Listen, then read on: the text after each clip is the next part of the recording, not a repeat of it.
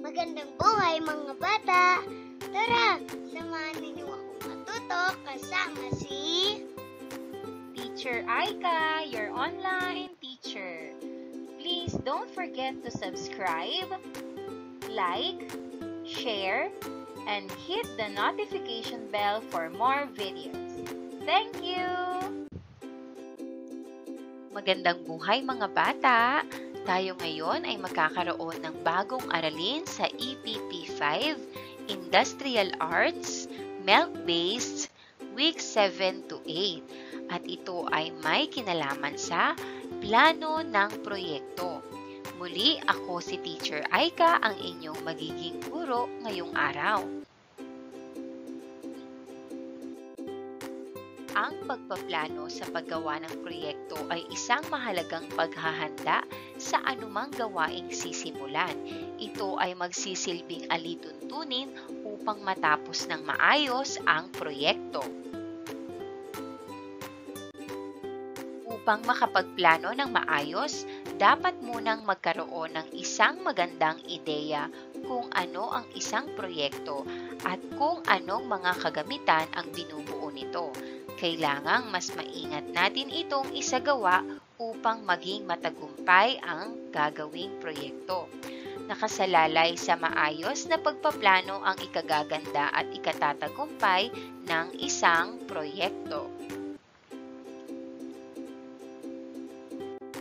Mauunawaan ng mga mag-aaral na may iba't ibang materyales na makikita sa paligid ng pamayanan o kahit mga patapong bagay na maaari pang pakinabangan at pagkakitaan. Kinakailangan silang bumuo ng plano ng proyekto na nakadisenyo mula sa iba't ibang materyales na makikita sa pamayanan tulad ng kahoy, metal, kawayan at iba pa.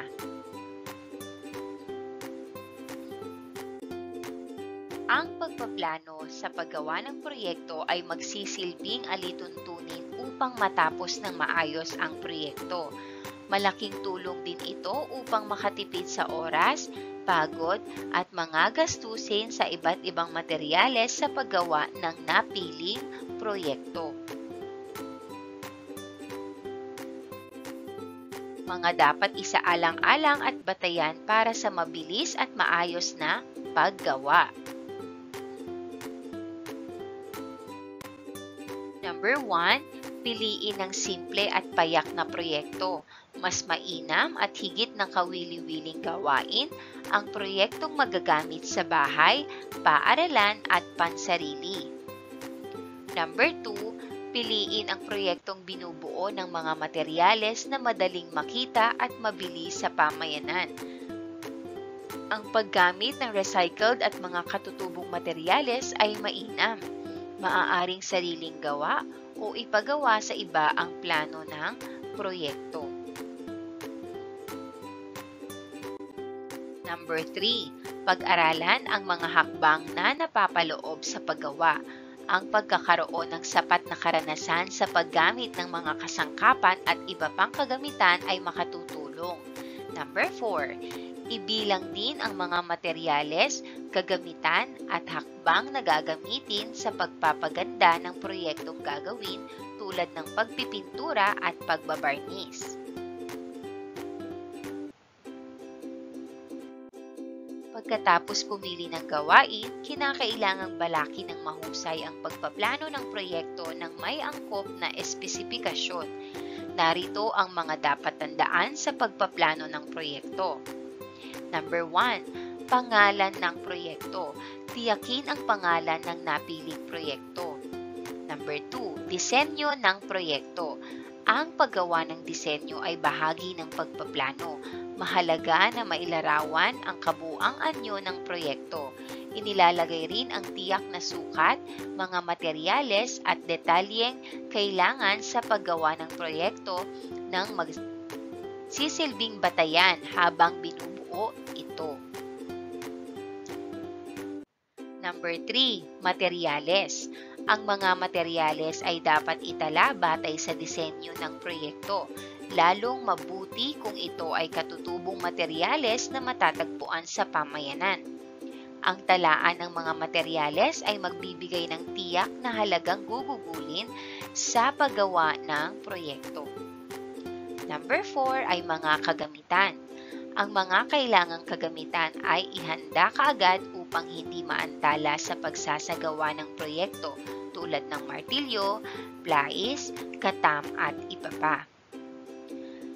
Number 5, mga hakbang sa pagbuo ng proyekto ay pag-aralan at itala ang mga sunod-sunod na hakbang sa pagsasagawa ng proyekto. Mahalaga ang pag-aaral sa mga hakbang upang hindi masayang ang oras sa pagsasagawa. Narito ang talaan kung saan mo sasagutan ang iyong gawain. Pagkatapos mo itong gawin, ay ipacheck sa guro at papirmahan ito.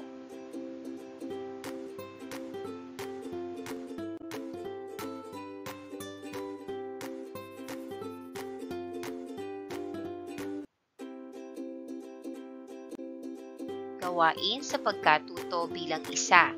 Sagutin ang katanungan sa iyong sagutang papel.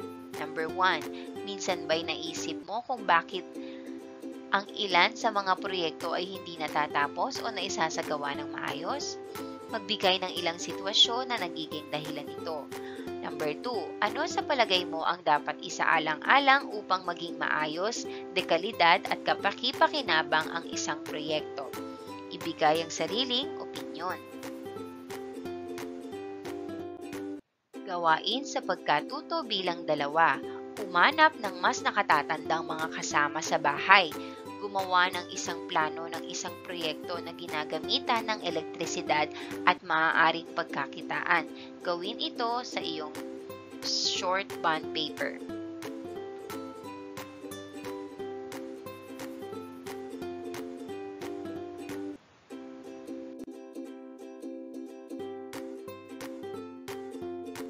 Narito naman ang gabay o criteria sa pagbibigay ng score.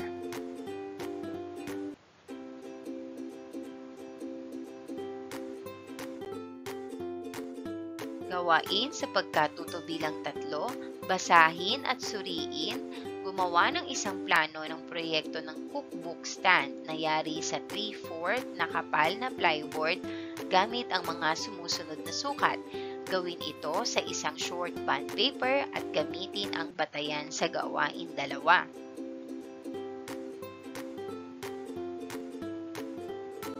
Paalala, sundin ang mga panuntunang pangkalusugan at pangkaligtasan sa paggawa. Number 1, siyasatin kung ang mga kagamitan ay maayos bago gamitin. Number 2, maging maingat at maayos sa paggamit ng mga kasangkapan. Number 3, gamitin ang angkop na kagamitan sa bawat gawain. Number 4, pagkatapos ng paggawa, itabi ng maayos ang mga kagamitan. At number 5, kung kinakailangan, lagyan ng langis ang mga kagamitang metal upang hindi kalawangin. Gawain sa pagkatuto bilang 5. Sagutin ng tama o mali. Isulat ang sagot sa iyong sagutang papel. Number 1. Ang paggawa ng plano sa paggawa ng proyekto ay isinasagawa bago simulan ang gawain o proyekto. Sagot, tama. Number 2. Maaaring sariling gawa o ipagawa sa iba ang plano ng proyekto. Sagot, tama. Number 3, ang pagiging matapat ay mahalaga sa pagpaplano sa paggawa ng proyekto. Ang sagot, tama. Number 4, ulitin muli ang plano kung hindi kumpleto ang mga materyales na gagamitin. Ang sagot, tama. Number 5, maging maingat sa pagpaplano ng proyekto upang mabilis itong matapos. Ang sagot, tama.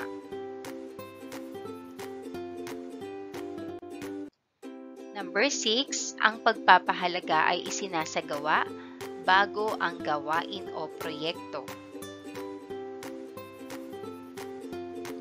Tama.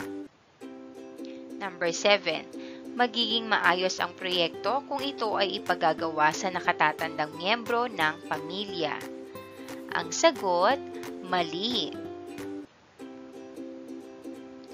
Number 8. Ang pagpaplano sa paggawa ng proyekto ay pagsasayang lamang ng oras. Ang sagot, mali. Number 9. Huwag nang umulit sa paggawa kung mababa ang nakuhang marka. Ang sagot, mali.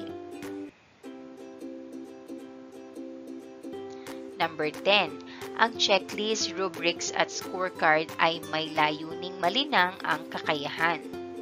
Ang sagot, tama.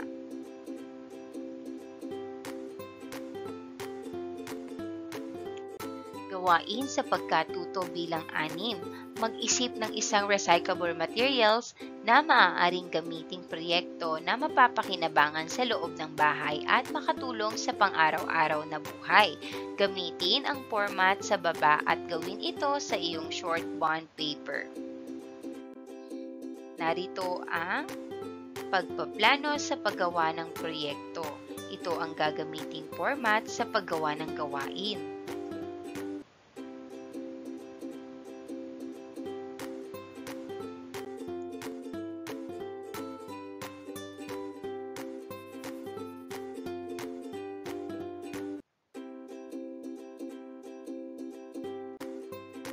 Gawain sa pagkatuto bilang 7. Tukuyin kung aling pangunahing materyales na maaaring ilagay sa plano ng proyekto na akmas sa tinutukoy sa bawat pahayag. Piliin ang tamang sagot sa kahon at isulat ito sa iyong sagutang papel. Narito ang mga pagpipilian: saging, PQ, tabla, kabibe, water lily, at niyog. Number 1, ito ay matatagpuan sa sapa at ilog na kapag pinatuyo sa araw ay mainam gawing bag at tsinelas. Ang sagot, water lily. Number 2, ito ay isang prutas na may matamis na bunga at malambot na katawan. Ngunit ang pinatuyong saha nito ay magandang gamitin pang-disenyo ng florera, bag at iba pa. Ang tamang sagot, saging. Number 3, matatagpuan ito sa pampang ng anyong tubig gaya ng ilog, sapa at dagat. Ito ay mula sa mga namatay na yamang tubig gaya ng suso, tulya, sulib at iba pa. Ang sagot, kabibe. Number 4, ito ay kadalasang ginagamit upang makagawa ng kagamitang pantahanan tulad ng upuan, aparador, lamesa at iba pa. Ang tamang sagot, tabla.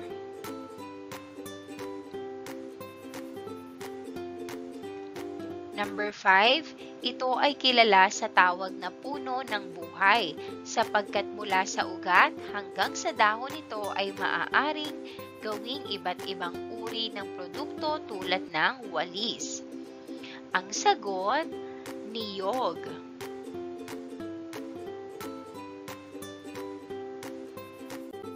Gawain sa pagkatuto bilang 8. Sagutin ng tama o mali ang mga sumusunod na pangungusap. Number 1, maglaan ng oras at panahon sa pagpaplano sa paggawa ng proyekto.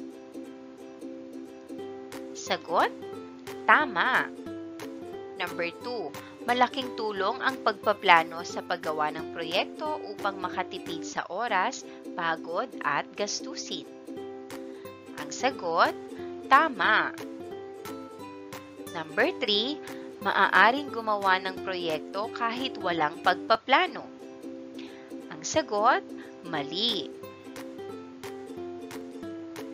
Number 4. Dapat sundin ang mga materyales na gagamitin sa plano na isasagawa. Ang sagot, tama.